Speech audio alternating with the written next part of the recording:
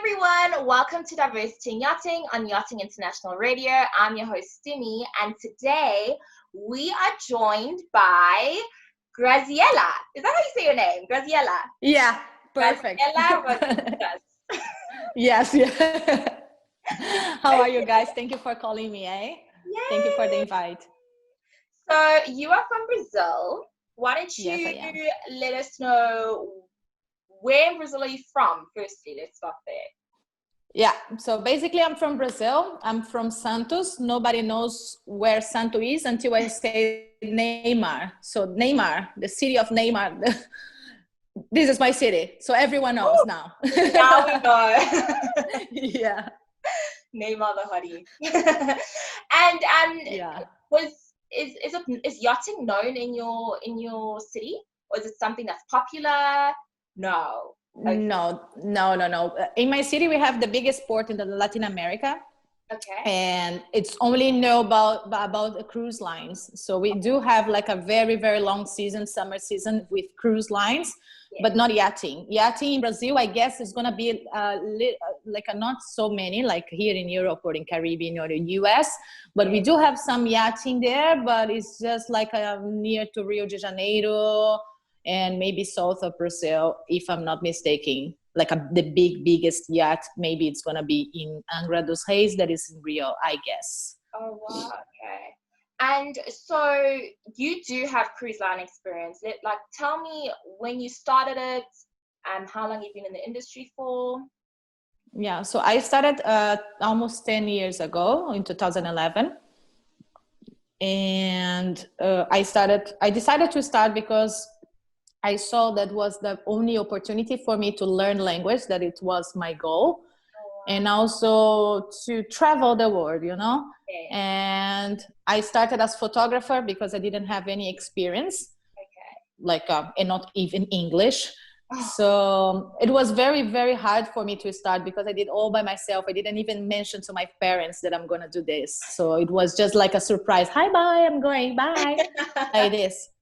So they were very shocked, and also because I'm the only child, so it was a little bit hard for them. But well, this is my dream, so they understood now. Yeah. And I start as photographer because in the beginning I didn't want to start like a housekeeping and like even bar. I tried bar, but as well I didn't like. So I started as photographer.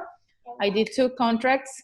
And then while I was doing as photographer, I realized that this was actually not my area that I really like to do.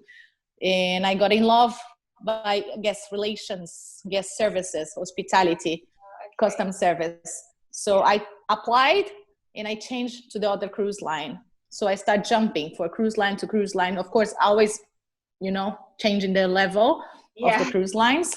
And I end up in the 6 stars cruise line that actually they sell the product as mega yacht, but of course it's not a mega yacht. It's not a mega yacht. It's like a cruise line, but the size, it looks like like a yacht, but it's a cruise line with 200 guests. So this was my last experience now in 2020. I think I end up my contract in February. Yeah, end of February, before COVID starts.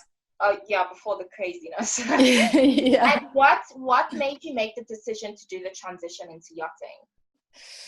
I do have a very good friend that also was my roommate on cruise lines. Yeah. And her name is Marielle Suzin, and she is now chief stew.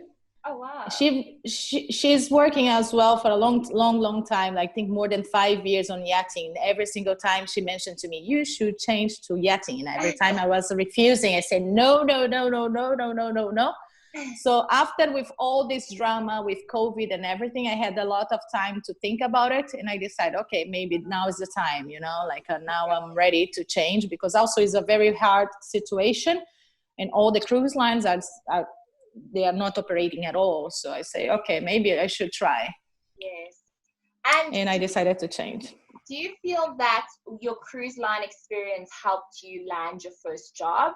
And how long did it take you to land the job? Let's start there. Even though craziness.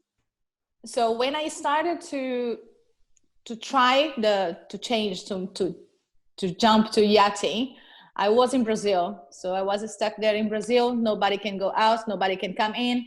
And this was more or less, I guess, in March. So the first idea that I had, create an Instagram account just for yachting. So basically I create my Instagram account and I present myself. I just start to say, like every single post I was saying something about my history and about my like experience and everything. And this actually helped me a lot because I start adding a lot of people on yachting. I discovered a lot of people, even you. And yeah, so I just try to make a kind of like a network, you know, like even being like in the other part of the planet. But actually it was very helpful for me. And then around August, I just freak out and I realized that because before, of course, no countries were accepting here in Europe, accepting Brazilians to come, even tourists, normal tourists. So I had also this drama, and I realized after like maybe 1 month, around August, that I was able to go by Croatia, entering Croatia. So I just decided to buy a flight ticket. Like it was on Friday and I was flying on Monday, like a very crazy. I swear for you, I did this. And then I told my mom, I told my dad, I said, listen, this is the only way for me to find a job. It's to be in Europe because it's going to be easy. Because if I'm there, okay, it's fine. I just can't fly around, take a train, whatever, but I can go. And then they say, okay, just go. And then I came here in Europe. Was everything okay? So while I was planning actually to be in Croatia around 15 days at least. And then I had my plan B. Of course, if I didn't find any job while in Croatia, I was jumping to Italy here and then I will be where I am now, near to Genova. And in Croatia, I was applying like a crazy every single morning and afternoon, applying. And I was very, very, very, very lucky to find a job in 10 days while I was there. Yeah. Oh my God. Yeah. It was very, very lucky. I just post like a normal people do it in Facebook groups. I just post like a resume. I put a nice photo and a very, very nice captain that I'm very grateful. My captain called me and he liked me. So he just told me, okay, when you can join? I say, well, when you need me. And then I flew to France. And then I start. So you got the job through the CVs through the CVs that you sent out. Yes. Okay. That's amazing. Yeah, that's very nice. That's crazy. And then like how long do you see yourself in yachting? Like what are your future goals? And do you see yourself as a chief stew? Like how long are you planning to do it? Are you kind of just freelancing it? Like what's the vibe? So basically when captain offered me this position, he offered me as temporary.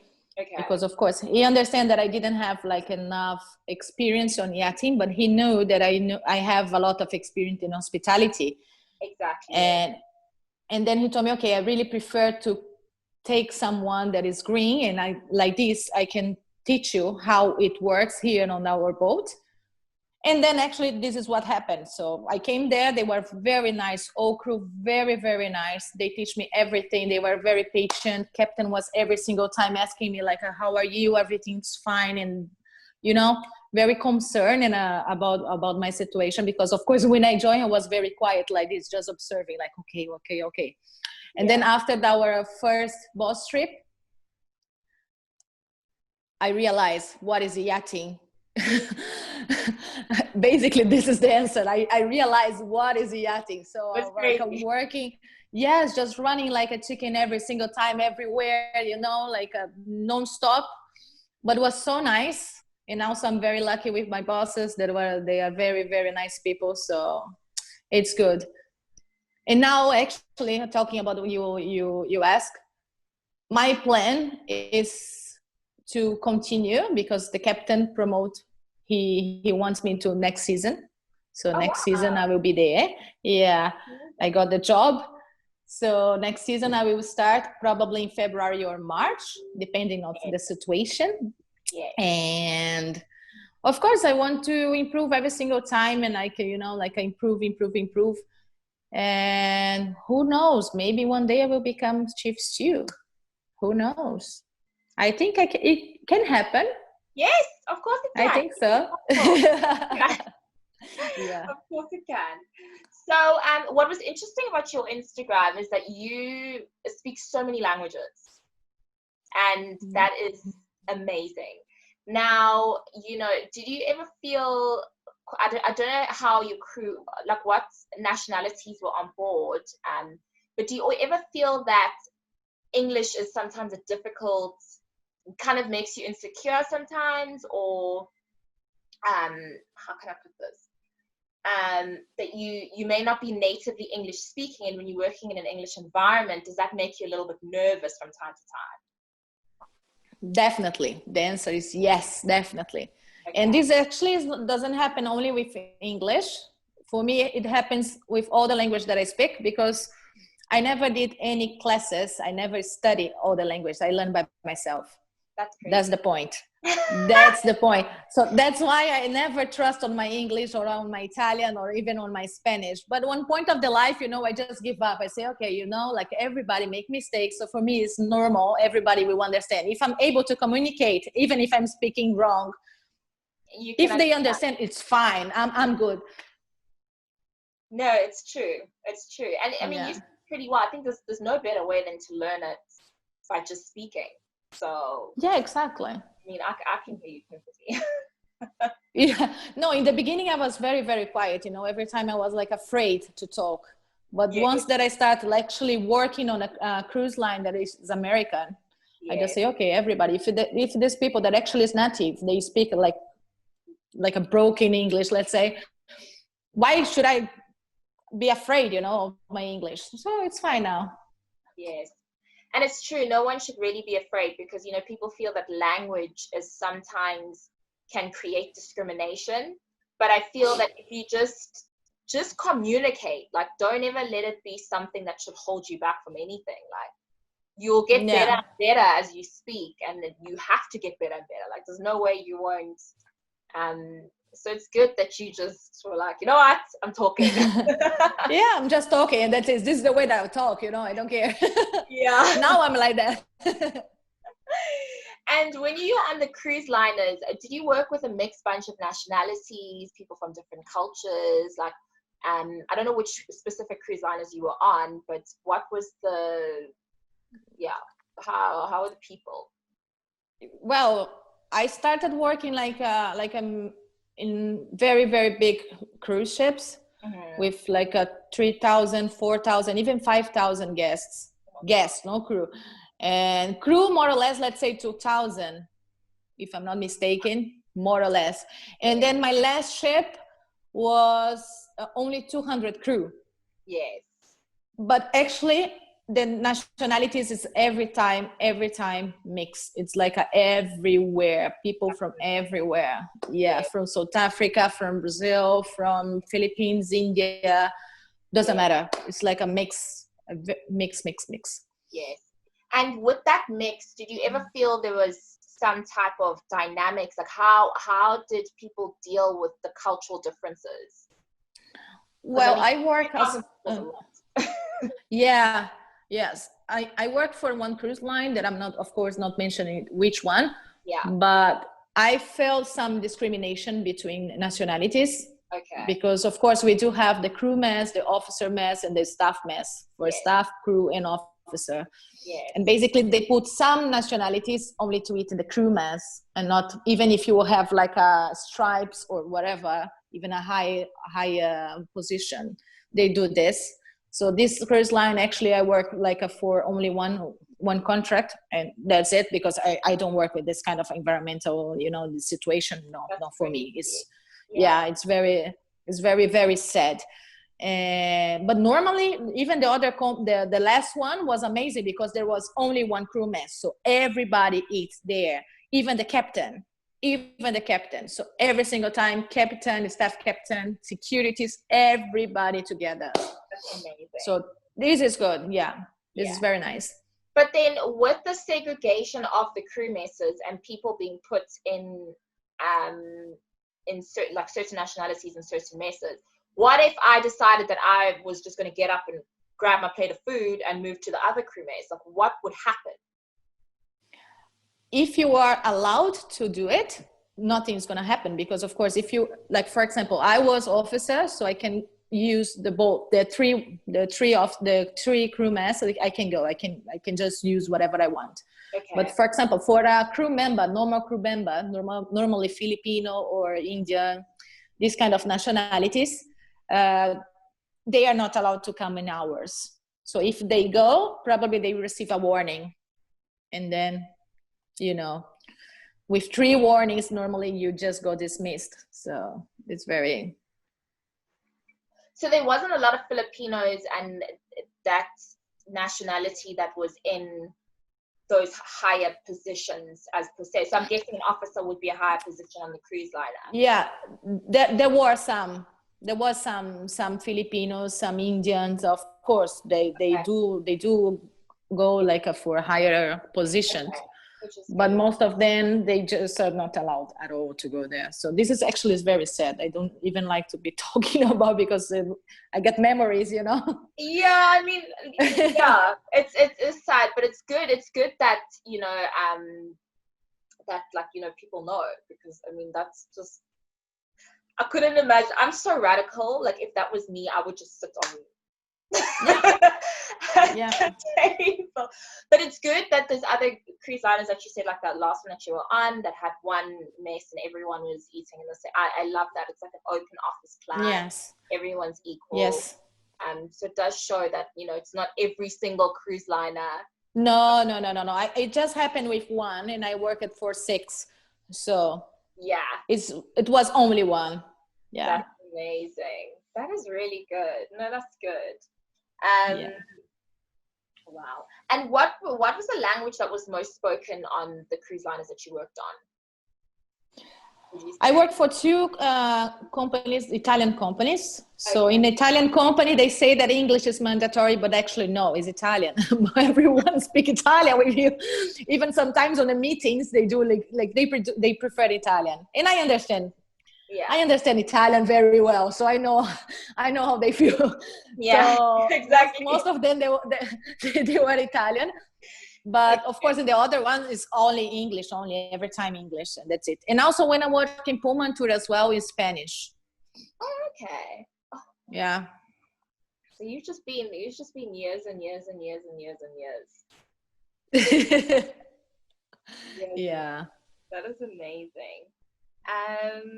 So how would you say your first experience of yachting has been, even though you did say that you started at the end of the season? Yes. And it's, yes. How was it? Like, how do you feel now having done it? I can describe that it was like amazing opportunity, experience, because I feel that I have the feeling that I just joined the boat in the right timing, because it was the end of the season. So I had enough time to learn how to clean the cabins, how to make the cabins, how to do everything. I had time to know the boat. I have time to prepare inventories. I have time to everything, to everything, you know, like even now, if I go there, captain will ask me like, what is this? What is this? Like, we know now, like I know everything actually in the boat. So this is very nice because I had enough time. And also I'm very, very lucky for my captain, because he's amazing. He's an amazing person. And like, he was so concerned about the situation, because I told him I was very, very afraid about service. I was freaking out. Like I told him, like, I never did. So I'm very, very afraid. I'm shaking, even if I start thinking, you know. So before the boss arrived on the trip, he made like a crew dinner for them. And we make like a trial dinner, because also the chef was new. And the 2 stews as well, Neil, me and the other girl. So we did like a trial, and everything was good. So no problem. that's nice to hear. Like, there's lots of great captains. So, that's Yeah. really, really nice to hear that your experience Yeah. was amazing. Yeah, I was feeling so welcome, like to have like a captain Yes. concern about like how you're going to do, how you're going to be, and everything was so nice. Yes. It was very nice. Good. It's good because you do hear horror stories, but I think that people need to realize there's also so many great captains. I've heard such incredible stories. So it's Yes. really amazing to hear that, and that's what's beautiful about the Yeah. industry. Yeah. So, is there any advice that you could give someone that wants to come into the industry, especially coming from cruise liners? Do you think they should make that transition? Anyone that's questioning if they need to come into yachting, like it took you so long? Well, I think that if they want to change, just do it. Just like of course all beginnings are very hard, and most of the people, even I heard some mysteries about normally people from yachting don't like people from cruise lines, and sometimes I see these in some post on Facebook. I Really? do see, yeah, but like like I mentioned, when I post, when I did when I was applying on Facebook, Yes. on the Facebook groups, I never had any problem, like a negative comment or whatever. Everybody was so nice. And even on Instagram, since that I create my account, everybody was so helpful. Every single post that I post, my God, I even mentioned to my mom, I told her, like, in cruise line, nobody's like this. Everybody's trying, Yes. to to be mean with people, but on yachting, like, everybody looks like so nice with everyone. It's so amazing. It's I amazing. was so impressed with this because everybody is welcome, like, even the one girl from the below deck, Yes. she's so nice. She started following me and everything, and she Yes. replied like a normal person. So this is so nice. It's very Yes. nice. Yes. It's very kind. And even if you need like any help, even I have also a very, very good help with another girl on the Instagram. She Yes. created my CV, so I'm so grateful as well for her, because she created my CV, and after that I started applying. I came to Europe, and then I got the job. So it's like a mix, It's like a connection, like a networking is amazing on yachting. So this is so It nice. is. It is. And that's the thing, I think, for anyone that's really wanting to get into it, especially during this time, and maybe even next year, I think social media is extremely powerful. Yes, it I is. have social media management experience. So for me, that's my skill. So just kind of find how you can use social media to best promote yourself. And Exactly. there's a massive community there. And it's probably the best way to network, because dock walking doesn't work for everybody. Some people get jobs, Yeah. some people don't. So you Yeah. really just need to open up your network base, and you will definitely find something somehow, or a Yeah. new friend. Yeah, who knows? Who knows gonna happen? You just don't know what's gonna happen. That's amazing. Oh my Yes. gosh. Thank you so much for coming on. Thank you. Thank you so much for calling me in, to inviting me. It's such a pleasure. I'm not green anymore. So before I was like, oh, because I'm green, la la la. But now I'm not green. So thank you. I'm still green, but it's fine. No, don't give up. Look my history. Don't give up. No, I will never. Trust me. I didn't come this far to give up. Yeah, but it's like I told you, like, in the beginning it's so complicated, but if you make, like, you put a goal, and then you just go, like, focus, you can do it. Like, on Instagram was so amazing, this idea that I had, like, just to put all the ideas together, all my experience together, and keep posting, Yes, posting. yes, Like, even about, like, doing cocktails, or even like doing like how to use swing machine, this kind of things. yes, It's amazing. Like, you just post and people know that what you do, and even if you put your Instagram account on your CV, people is going to check. yes, definitely. So it's nice. Yeah. That's actually a very good point. Is that obviously create a professional Instagram page and put it on your CV. Maybe not so much a personal page, but your professional page, I think, would be The really, professional, yes, yeah, that's definitely. so true. I just see a little sewing. I also sew, so We both have that in common. Yeah. Anyway, thank you everyone for watching Diversity in Yachting. Thank you, Graziela. Thank you. Yeah, it's okay. From Neymar's Town. Oh my gosh. It's fine. Your pronounce is fantastic. It's fantastic because normally people they can't say my name. They can't. But every time I just say, like, pretend that you speak Italian. Just do it. Graziella. That's it. Graziella. Oh, that's true. Graziella. Yeah. I can't say my surname, so we on the. We are in the same page. It's fine. I know. Yeah. Anyway, thank you so much for coming. Thank you guys for watching. Thank you. I will see you next week, Thursday, for another interview.